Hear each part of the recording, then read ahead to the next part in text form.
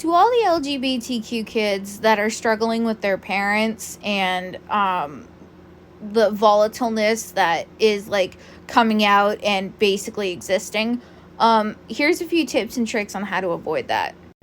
Tip number 1 is to cut toxic family off as soon as possible, because you're never going to be happy unless you cut them off if they don't follow the strict boundary that you put.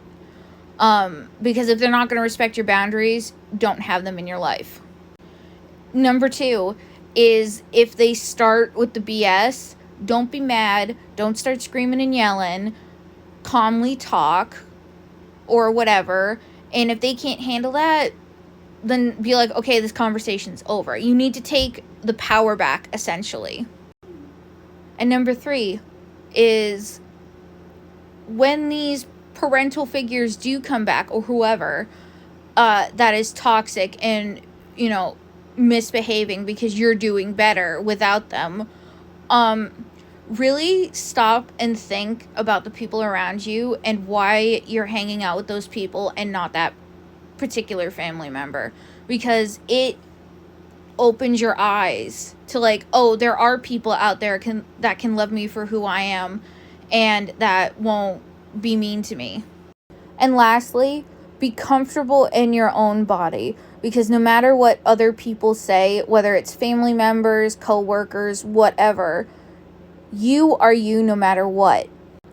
And for me, that is what matters, is me being who I am, because no amount of people calling me names or whatever is going to matter, because they don't pay the bills, they don't, give me love and affection.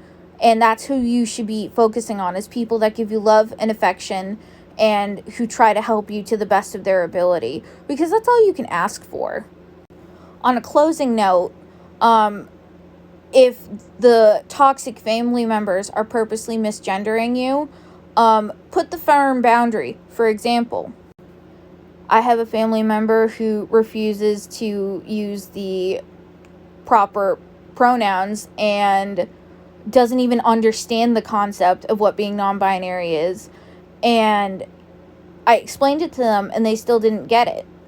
And sometimes you can only educate so much before, in my case, religion got in the way.